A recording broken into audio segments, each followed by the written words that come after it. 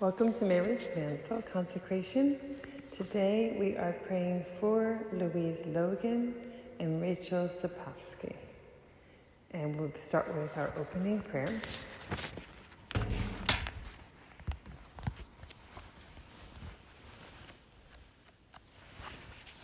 In the name of the Father, and of the Son, and of the Holy Spirit. Amen. O most Holy Mother, whom I love tenderly as my own, in your sacred presence, I offer to you these days of preparation for consecration in honor of the stars that adorned your heavenly mantle. I appeal to you to intercede these 46 days for all of my needs, for those of my loved ones, and for any special intentions.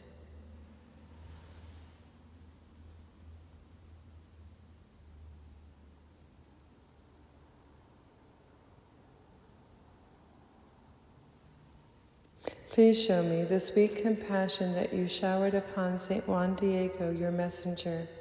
Please give me a pure and virtuous heart like your own, so that I might derive the same consolation, the soothing of my pains, and the lifting of my soul that Juan Diego received from the gentle words you gave him centuries ago. Listen. Put it into your heart, my dearest one, that the thing that disturbs you, the thing that afflicts you, is nothing. Do not let your countenance, your heart be disturbed. Do not fear any sickness, nor anything that is sharp or hurtful. Am I not here, I, who am your mother? Are you not under my shadow and protection? Am I not the source of your joy? Are you not in the hollow of my mantle, in the crossing of my arms? Do you need anything more?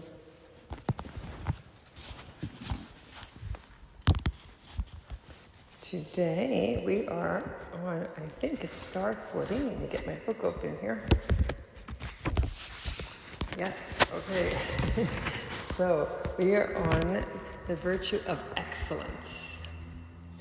Many seem intent on living a life filled with ease and pleasures of all kinds.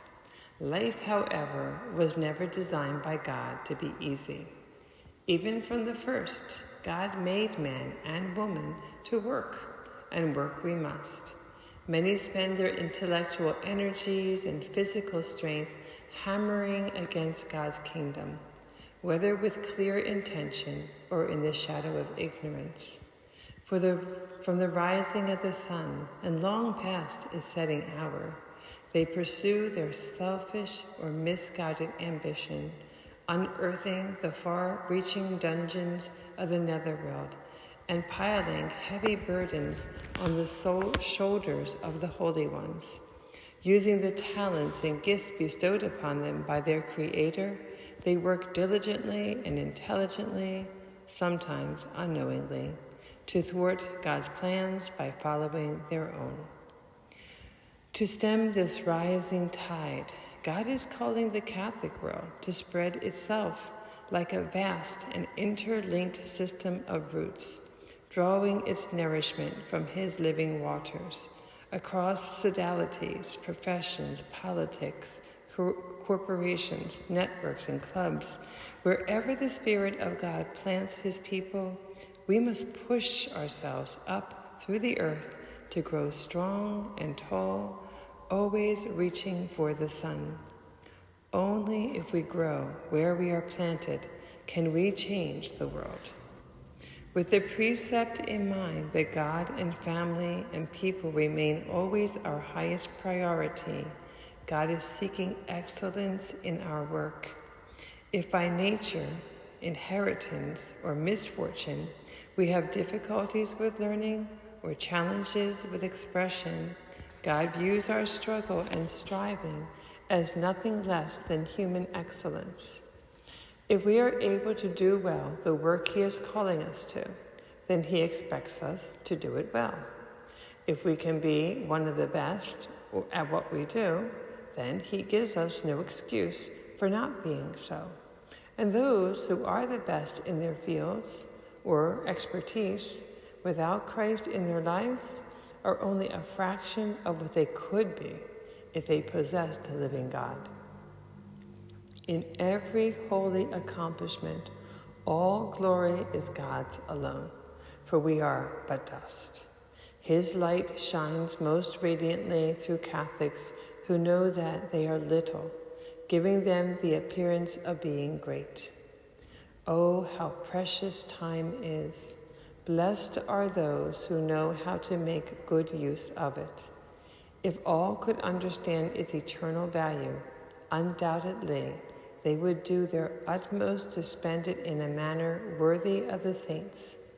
Nothing less than the eternal life of souls is at stake. God's pace for our work is steady, never hurried, and at times we must rest in his love, for the world tires us with its lack of meaningful direction and warped priorities. But rest is not laziness and laxity, which are thieves of the spirit, but God has designed us to plow forever forward, doing one thing at a time and doing it well. If we aim for perfection, not out of a distorted sense of perfectionism, which focuses on the self, but born of a desire to do something beautiful for God, at least we will do our best.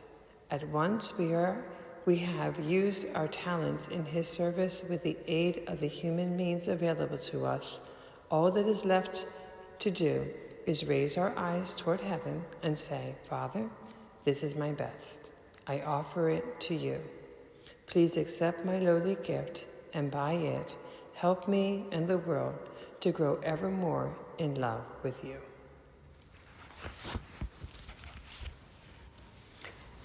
So as we're reading this, we see that this idea of excellence, is something that we do need to look at.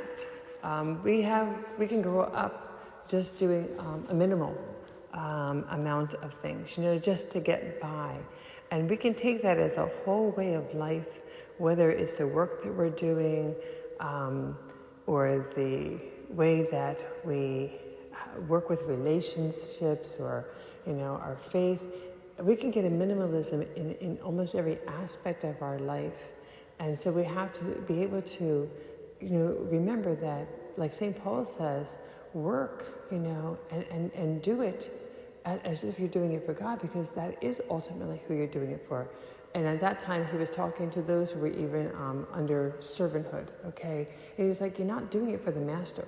Do it according to the master's wish, but because that's the manifestation of God's will. If you remember, I often talk about Father Walter Ciszek, and when he was in Russia, many of the prisoners, when he was in Siberia, would look at him like, what is your problem? You're not supposed to be helping the Russians, or the communists, or, these people who have us, in unjust imprisonment. And he had examined the whole situation, and he realized, it is unjust for us to be here. We are just muscles for them to be able to break through the ice of Siberia. And we're only kept alive barely, so that we can accomplish this work. But the work that they want to do of actually being able to open up this ice covered land and to be able to get at its resources and be able to build towns is not something bad. And so since God had him in a prison, he gave his all, because what he was going towards was not something evil. If it was an evil end, he would not. But since it was not, he was able to give his whole energy, and he would do his absolute best every day. And if you read his book, it was grueling work, horrible temperatures, and he was often given the worst post because of being a priest. So this idea of excellence is when we're focusing, the fact that, our Lord gave out talents, and although, he gave out he gave one of the servants only one talent, another one maybe 2 or 5, and another one 10, they had a responsibility to work with it, to multiply it. they have an accounting, okay? And the more that God's given us, the greater accounting we have. The different positions that we have in life have a greater accountability. And above all of them, okay, should not only witness to the excellence of the particular work that we're doing, but they should always be clothed in being Catholic. Like the other day when we mentioned that it's not a mother who's Catholic, but a Catholic mother. You know, it's not a scientist who's a Catholic, but a Catholic scientist. And it should be an emphasis in any work that we're doing. It should definitely be something that makes it have a greater value and a dignity towards others and the glory of God being sought in the midst of it. So I was thinking about this excellence, and above all, it has to do with our spiritual life. And I think that it would be a good time for us to look at the things called deadly sins, because the deadly sins are not sins in themselves. They're deadly because they underlie the sins, okay? And the reason why I want to bring this up is because if we're going to go towards excellence in virtue. I mean, our Lord said, "Be ye perfect as I am perfect," or as the Father is perfect. You know, it's true either way. Okay, and the thing is, okay, and we can never be perfect, but we can strive for it. Okay, in all, especially though, the life of virtue, the life of faith. Are we working towards educating it? Are we working in practicing it? You know, in this 46 days, okay, I know that it's been a great discipline for all of us, you know, to be able to, if we haven't had that rosary as being part of our day, to put it there and to take the time to reflect and to make changes as God pulls on our heart, and to really consider, you know, some of the challenges that we've looked at as to whether I'm actually putting time aside to actually deepen my faith or not. So we look at these deadly sins, okay? The way I memorize them is places G. So the first one is pride, okay? The second one is lust. The third one is anger or avarice, okay? Then there is covetousness, there's envy, there's, I'm on E, places, S is sloth, and G, gluttony. Now, the counter virtue for them, okay? For pride, it's humility. Okay, for lust, okay, it's actually, it can be chastity, but, you know, it's actually a pure love, okay? And we'll talk about that in a minute, okay? And then we have anger, okay, patience, okay? We have covetousness. And covetousness and envy are two different things. Covetousness is an unwillingness to share what we have, okay? So the idea of sharing would be an opposite, okay? Of being generous, of being thoughtful. Okay, then you have envy, and envy is being unhappy with the possessions or talents or gifts that someone else has. And for some reason or another, we feel robbed if we see them getting attention, okay? So this would be where generosity comes in, okay? So you've got one about sharing, but you've got one about being generous, okay? And praising God for the gift of another. Okay, and then we have sloth, okay? And the opposite would be industriousness. And our last one, gluttony, and that would be temperance.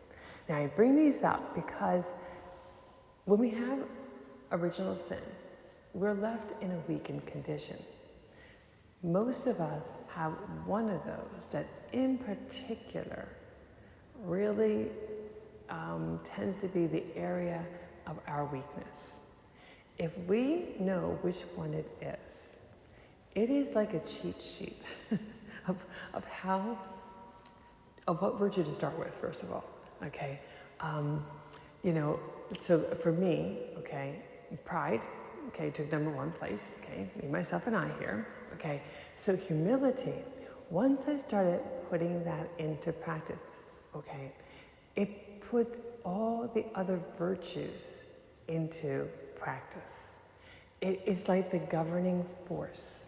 It can, it allows me to recognize, a self-centered love if there's lust, okay? Where if you truly have chastity, it's a completely selfless, okay? And it's not about getting, okay? It's not about objectifying. It's about being able to value a person for who they are. Or if it's anger, okay? When I have humility, I can say, oh, that anger, okay, is because I'm impatient with another person. Do I think, like I said, that one actually was a real key for me, because often what I found myself angry with, I was guilty of.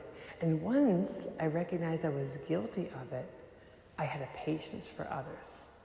I could have a patience now for that particular fault, because I can recognize that I could be guilty of the same thing. And as St. Ignatius of Loyola said, there's not one sin in this world that we see that we could not be guilty of.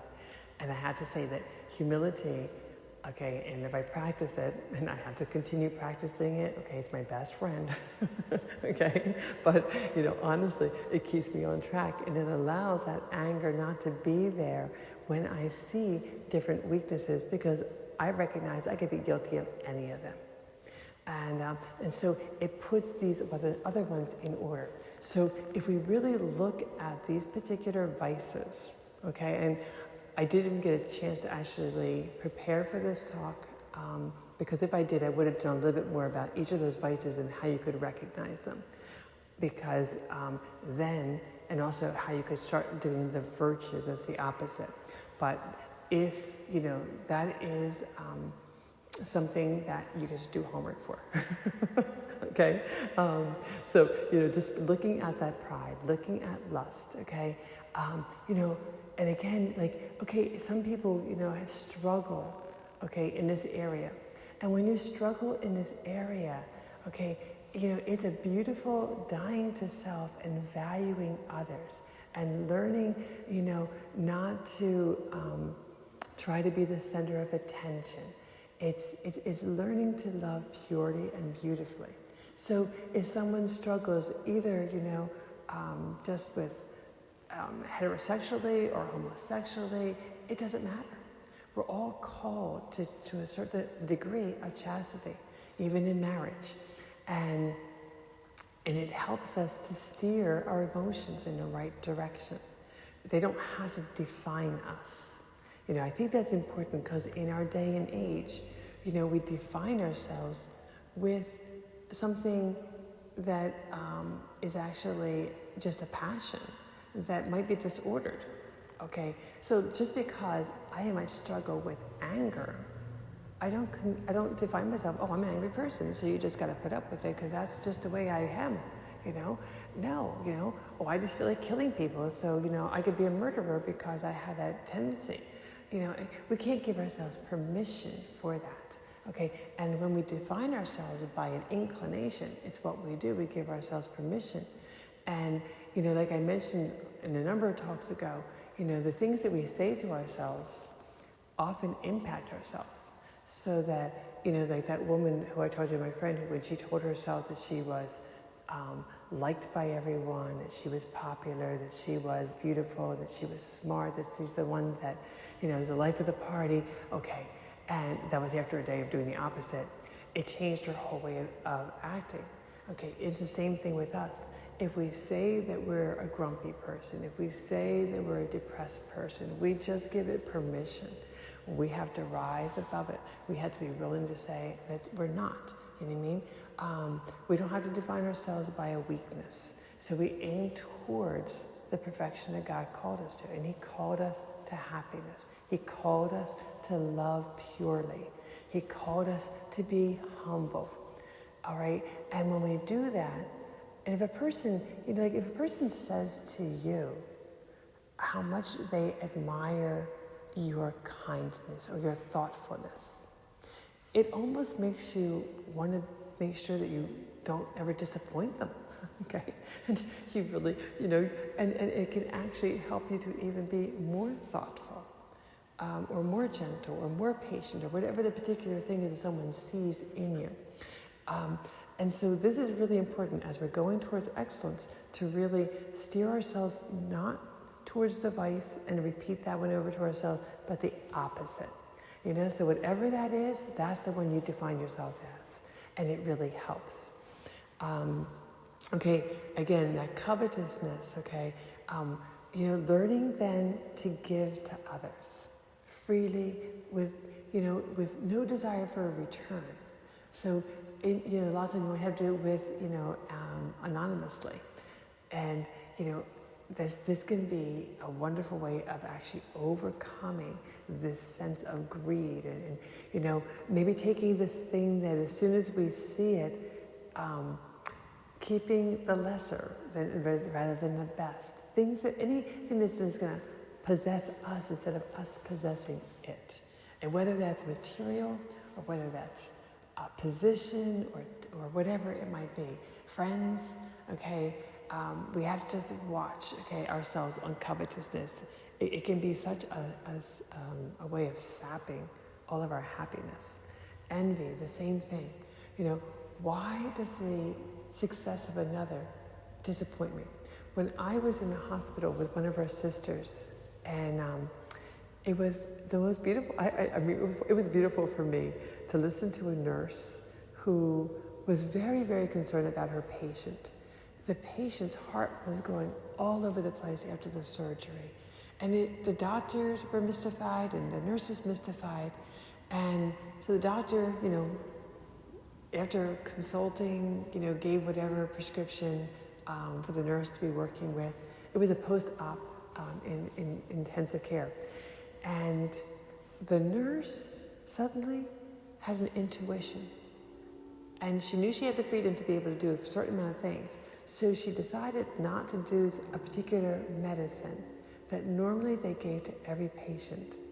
And as she stopped it, all the bad effects that were going on in this person disappeared, and they came out of danger. They almost lost that patient. Well, it was beautiful for her to report this to a doctor who completely congratulated her, as did all of her fellow nurses. Instead of, being like, who do you think you are? Or, well, you were just lucky. They all wanted to tell everybody about her success and be able to share it. That's what, not giving into this jealousy, okay, does. So that envy, okay, is something we have to work on. And if we remember that we're like a family, the success of someone in our family can make us so proud. If you're a mom and your child does well, you automatically feel that pride. So if we recognize that we're a brotherhood and a sisterhood, that we're all one family, there's a joy we can see when another person has successfully overcome maybe a particular area of weakness in ourselves that we've not yet overcome. And instead of being down that you didn't overcome it, let us end up having hope that if they could do it, I could do it. Okay, and continue that perseverance. Okay, then we're looking at sloth. And I would say that probably my second weakness, okay, I have a lot of them. I have anger too, but I would say really sloth would be my second one that I would say after pride. And industriousness is so important. Not doing the lazy man's load, okay? Not doing minimalism, okay? Which is just to get by. It's giving whatever you're doing the best. Not leaving it half done. And again, you do have to use the time restraints sometimes that are there, but you can get sloppy when you have that be your guide too often. So maybe you have to see, why am I not giving myself enough time to give it a better energy and better timing and more, excellent ability to complete it in a faithful way. Not, just sitting down and wasting time. If you have a tendency to get down in front of a TV and the next thing you know, 2 hours have gone by, and you actually had, your wife or your husband was hoping you would do this, this, and this, or, someone else, or you yourself had a goal, then maybe you need to put a timer on and say, you know what, when it goes off, that's it, okay? And, we have to be strict with ourselves, and we can be. So, again, this idea of sloth, okay, is extremely dangerous when it does go into the spiritual life, okay? We can see it on the everyday basis. But when it comes to the spiritual life, do I put off my prayers? Do I put off studying the faith? Do I put off, joining a particular group in the church that I realize that God's been putting a tug there. There's a connection there. So these are things that we have to really work on, okay, especially going towards those virtues. You can't keep on doing what St. Augustine did. God, give me chastity, but not yet. Okay, we've got to put our foot down on ourselves, and make, and sometimes you have to give yourself a little penance. Okay, if I don't do that, then tomorrow I'm not allowed to watch TV, or tomorrow I'm not allowed to have dessert, or today I can't have dessert, or I can't have whatever, might be your particular way of just relaxing. Okay, our last one, gluttony, okay, and that tendency to just take too much, whether that's food, or maybe it's too much time with even a gluttony for having friends and having to have the know of all the information that's going on. There could be gluttonies in different areas. Okay, we typically put that towards food and drink, but we can give into overindulging in anything. And that's the area where we have to be really, again, like this fasting, hopefully it could be something that we now start taking on once a month, maybe every week on a Friday. There's the church typically has had certain days where we have practiced greater penances, and Friday is definitely one of them. Wednesday is, I know, so some people talk about a Monday, some have Saturdays, okay, but I would say Wednesday and Fridays are a really common one. And, so these are good ways in which, and maybe if we don't do a bread and water fast, but we just do a church fast, okay, with one big meal and two small. Or we fast from, again, certain things during the week. We say, okay, well, this week I won't take any snack food, or I won't take any sweets, or I'm not going to use any condiments, or I'm going to limit myself to just black coffee, or whatever, So these are ways in which we can begin to train ourselves so that we don't give in to that gluttony. And a lot of times we have to look at the source, because sometimes there's a hurt that we're trying to just get away from, or a weakness or a guilt, okay, and it just is sapping all our joy. And so sometimes it's like comfort food or comfort something, and so sometimes we have to say, okay, maybe that's just a symptom of something I have to actually look at. And when you were, if you got to listen to the tape of Christine, she said a lot of times in fasting, that particular weakness is what manifests itself.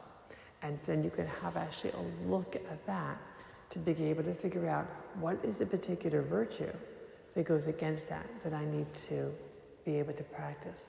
Or is there a particular thing that I need to resolve that I've not resolved?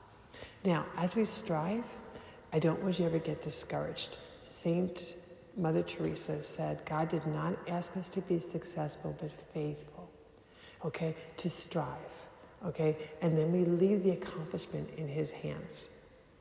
So I think about two stories. Both of these have to do with monks. And one monk, he was extremely talented in singing. And this particular order did a lot of singing on the office. That was a main emphasis in their particular monastery. And it was such a gift from God to have a fellow enter who had this wonderful voice. It happens that either in that same group or before or after, another young man entered, and he couldn't sing more off tune. But he didn't seem to really know it, and he gave his whole heart. Okay, so there was, a particular feast day, and they wanted it to be beautiful, so they had the one who had the sonorous voice, especially lead most of this particular prayers and song, only to have the superior had a vision where God was like, why are you giving me like this, almost like drops of water, okay, compared to like fine wine? And he's like, what do you mean? I mean, that voice was beautiful. It was the best that we have. But for God, the guy, the priest, the monk who didn't have a good voice, when he would sing, it was like gold. It was beautiful. And the angels were just lifting it to heaven because his whole heart was there praising God. Okay, so, this outward appearance a lot of times is something that we base ourselves on. God doesn't. He looks at the heart and the energy that we put into it, not the success that we think we should see.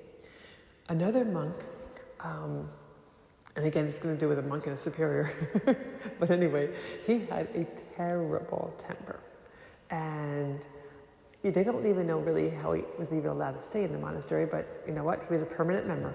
And the temper was one that was just a horrible scene to see. It was embarrassing, and and he would be told again and again, like, you have got to control your temper.